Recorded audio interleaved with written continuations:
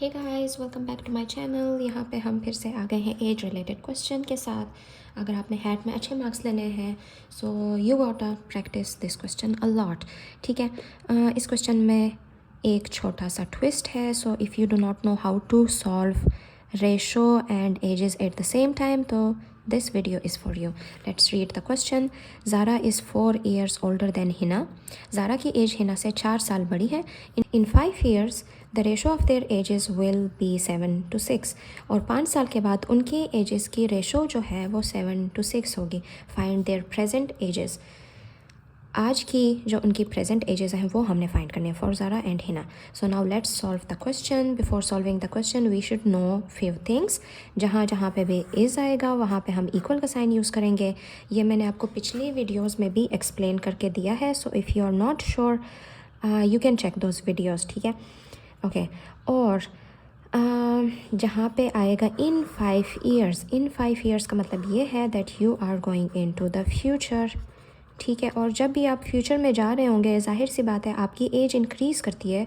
तो इसका मतलब है अगर 5 years लिखा हुआ है इन फ्यूचर तो आप +5 करोगे। एक और चीज़ यहाँ पे विल भी आ रहा है, इस विल की जगह हमने इक्वल यूज़ करना है। So now that we have our basic understanding, अब हम इक्वेशन को फॉर्म कर सकते हैं। अब क्या कह रहे हैं कि Zara is 4 years older than Hina. What do we know? Zara is equal का साइन लगा दिया। 4 years older than Hina. Hina की एज से वो 4 साल बड़ी है। ठीक है, again I need to tell you, अगर यहाँ पे टाइम्स आता 4 times तो आप एच के साथ 4 को मल्टीप्लाई कर रहे होते, क्योंकि टाइम्स का क्या मतलब होता है कि आप मल्टीप्लाई कर रहे हो, इट मीन्स गुना। ठीक है, 4 गुना, 2 गुना या 3 गुना। लेकिन यहाँ पे टाइम्स का वर्ड नहीं आया है तो आपने सिंपली 4 साल को प्लस कर देना है हिना की ईयर्स में। ठीक है, विच मीन्स ज़ारा की एज जो है वो हिना की जो भी एज है 15 है 16 है जो भी है उसमें आप 4 साल प्लस कर दो तो ज़ारा की एज आएगी। This is our equation number 1। अब हमने क्या करना है, दूसरी इक्वेशन को फॉर्म करना है। दूसरी इक्वेशन क्या कहती है? In 5 years। इन 5 years का मतलब ये है कि ज़ारा 5 साल बाद, हिना 5 साल बाद।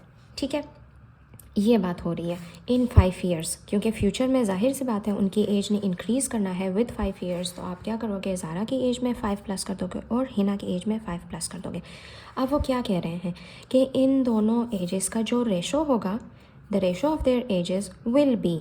ठीक है, इन दोनों एजेस का रेशो विच मीन्स ज़ारा की एज रेशो हिना की एज विल बी आएगा equal. What it would be equal to 7:6। यहाँ पे इन दोनों के एजेस का रेशो इक्वल होगा 7:6, क्योंकि हम रेशो को इस तरह भी तो लिख सकते हैं ना, इफ़ यू नो। अच्छा, अब नेक्स्ट स्टेप हम क्या करेंगे कि हम इसको थोड़ा सा सिंप्लीफाई कर देते हैं ताकि हमारे पास अगर यहाँ पे h आ रहा है तो यहाँ पे भी h आ जाए। ठीक है, तो हम इसको किस तरह से करेंगे, we know that z is equal to this thing h+4। तो why not we put h+4 here. ठीक है, z की जगह। तो हम क्या कर देते हैं, z की जगह h+4 लिख देते हैं। ठीक है, और +5 एज इट इज़ आ जाएगा और नीचे h+5 एज इट इज़ हम रहने देंगे। ठीक है, ये हमारे पास आ जाता है। अब हम इसी इक्वेशन को सॉल्व करते जाएंगे। हमने इस तरह क्यों किया, ताकि हमारे पास ऊपर नीचे h आ जाए और अगर सेम टर्म्स आ जाती हैं ऊपर नीचे तो सॉल्व करना हमारे पास ईजी हो जाता है। Again I am telling you what did I do is that I took the value of z h+4 and simply put it here। ठीक है, अब हम इसको सिंप्लीफाई कर देते हैं। ये आ जाएगा h+9 4 और 5 को प्लस करके, और ये आ जाएगा h+5। अब हमें सिंप्लीफाई करना बहुत इजी हो जाएगा। क्या करेंगे, हम जस्ट क्रॉस मल्टीप्लाई कर देंगे। ये आ जाएगा h+9 × 6 और ये 7 के साथ h+5 को हमने मल्टीप्लाई कर देना है। Now we solve it. ये हमारे पास आ जाता है 6h, ये 54, 7h और ये 35। Okay, so now what we do, हम इसको ज़रा सिंप्लीफाई कर देते हैं। 54 - 35 इक्वल्स 7h, 6h अगर वहाँ पे चला जाता है तो -6h आ जाता है। Okay, so now we here have just the h, you get 19। Okay, so हमारे पास हिना की जो एज आ जाती है वो है 19 और अगर आपने ज़ारा की एज फाइंड आउट करनी हो, क्योंकि दोनों का पूछा हुआ है, find their present ages, question इस तरह भी आ सकता है कि just find out the Zara's age या जस्ट हिनाज एज, लेकिन इस तरह भी आ सकता है.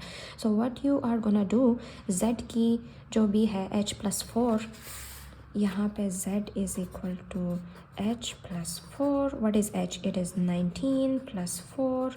तो हमारे पास z आ जाता है 23. ठीक है. This is how we solve this type of question. If you liked the video, give me thumbs up. और वीडियो के एंड में मैंने आपको एक क्वेश्चन दिया है that you should solve and give me the answer in the comments. Thank you. Bye.